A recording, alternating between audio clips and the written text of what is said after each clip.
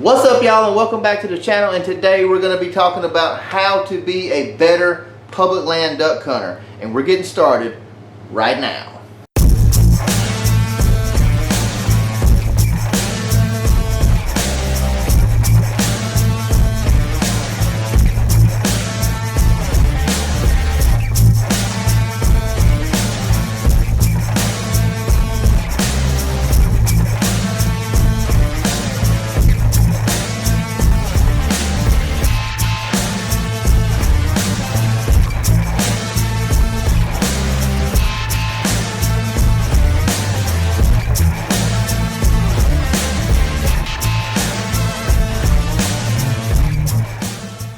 What's up, y'all, and welcome back to the channel. And today, like I said, we're going to be talking about how to be a better public land duck hunter. Now, the first thing you're thinking is, Alan, what does that say behind your head? Because I can see every one of you. You're zooming on your phone. You're trying to figure out what that says on my board because you think it's some kind of big time tip. Alright, before we get started, let me just say this. I'm a pretty big fan of like motivational quotes, and these two are my favorite. They keep me going, keep my drive going all the time. And the first one says, do it with passion or don't do it at all. And the second one is my number one favorite. Free time is the enemy of progress. That's a good one. You think about that. All that time you spent sitting on your butt watching TV, you could have been doing something. Free time is the enemy of progress. So I try to live by that. But let's get into today's video. Now, so you want to be a better public land duck hunter. Now, I'll say this. I am not the greatest public land duck hunter there is out there. I mean, who is, really? You know what I mean? But some people are better at it than others. Some people have been doing it longer than others. I myself, I've been hunting public land my entire adult life. Okay? So, now, but I've only been traveling outside of the state of Alabama for the last, well, since 2019, well, 19 and 20. I went on my first out-of-state duck hunting trip in 2019, and I went on my first solo, me and Cade only, which he's a child, so he's depending on me, so I'm gonna say solo because I didn't have any help. First trip in 2020, and we went to the state of Nebraska. Now, I had never been there before in my entire life. So, how to be a better public land duck hunter? What's the first thing you need to do to begin that process? Well, here's what you need to do. You need to pick a location. So we got that, location. Now, location can be a state, a different state. It can be a different area in your state that you've maybe never been to, or it can be the same area that you typically hunt all the time. But we have to first establish the location of where we're going and the area we want to learn the most information about. Okay? Now, the second thing you've got to do is you've got to determine where you're going to get that information from. Whether it's going to be on X or a state website.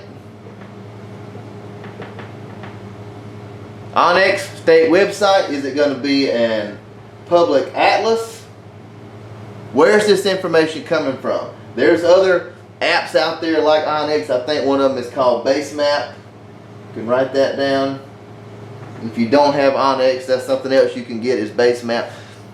You've got to figure out first your location. Second, where you're going to get the information from on that location. Was it coming from Onyx? Is it coming from the state website, atlas, Basemap? You've got to get all these things established before you ever begin your scouting and trying to gain your information on that site. Now that we have our location established, where we're going to get our information from established, now the next thing that I'm going to do, now everybody may be different, but this is what I'm going to do next. The first thing I'm going to do after I've established all of this is I am going to go to the state website first.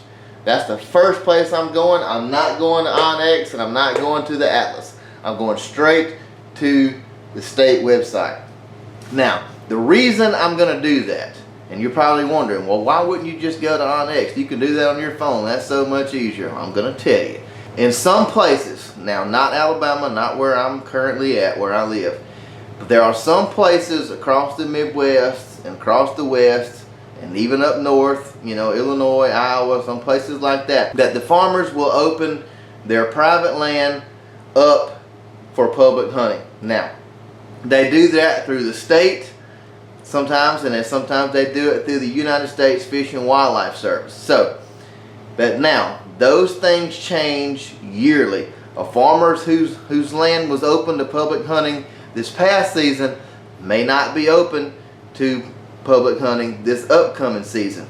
Now, and the state is really good about updating those public walk-in hunting areas and places like that on their website. It stays up to date. Not saying that Onyx won't be, but depending on when you did your last update or the latest update was available for Onyx, it may be inaccurate. Not saying that it is, but I have talked to one person.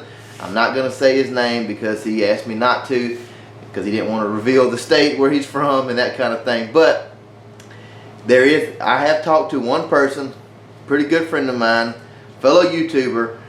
He said that Onyx was wrong in his state and his area, that there were some places that were private ground that were open to public hunting last season that were not this past season, and Onyx was still showing it as public, but it was not.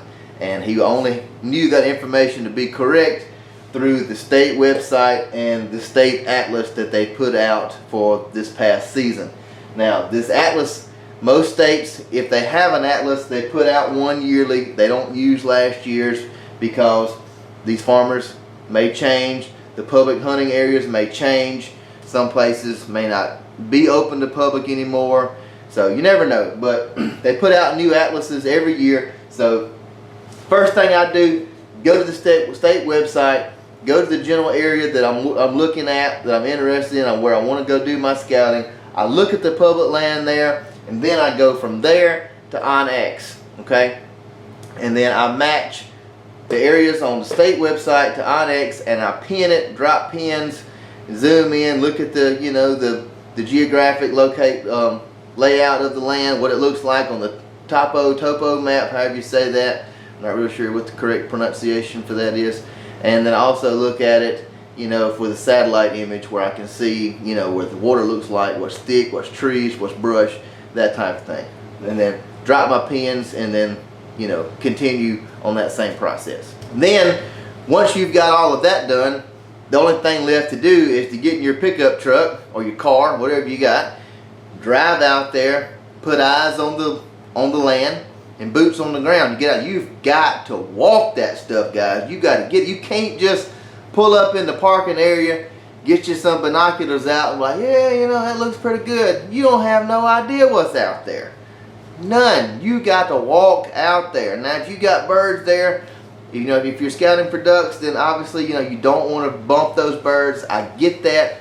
But you need to try to find you a way to slip around where they won't see you, and you can still check out the hole, see what's there, see where the birds are at on that particular location. What end of the duck hole do they like, or the marsh they like? Do they like the middle? Do they like the edges?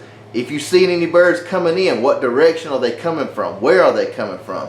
What time of day is it? Where's the sun at? How are you going to set up for this particular marsh? Is there a setup? Is the grass too short? Are you going to have an A-frame? Are you going to have layout blinds? You know, these is all the things you're taking into consideration when you're doing your scouting and you're putting eyes on that hole for a future hunt. So just a few things to think about. Now, the next tip I want to talk about, and some of you are going to disagree with me, some of you may not like it at all, you may not think it's a good idea, but I do know that it's a proven tactic and it does work. But the key to it is you've got to have a small circle or it don't work. If you got a huge circle, you got too much information. It's great, but it also can backfire on you because then you got too many people trying to hunt the same areas. Well, and what I'm talking about is networking, if you hadn't figured it out already. That's networking. But I like to have a small circle. And I'm talking 4 to 5 people that I'm talking to and I'm sharing information with on particular areas. I don't want to have, you know, 15 to 20 people that I'm talking to and sharing information with, because that's too much information getting out there and too many people trying to get and hunt the same area, and that just ain't gonna work out. So I have a tight circle, I network, I talk to people. Hey, what are the birds doing in this area? Has anybody had any luck? Y'all seen any birds? What are you killing? What are they doing? Where are they coming from? What time of day was it? Early? Was it late? How long did they stay? Did they just fly by? Did you shoot them on the pass, or were they coming in to decoy? You know, I want to know everything. Everything about it. What was the water level? What was the temperature? Where'd y'all set up? You know, everything. The wind. I want to know it all.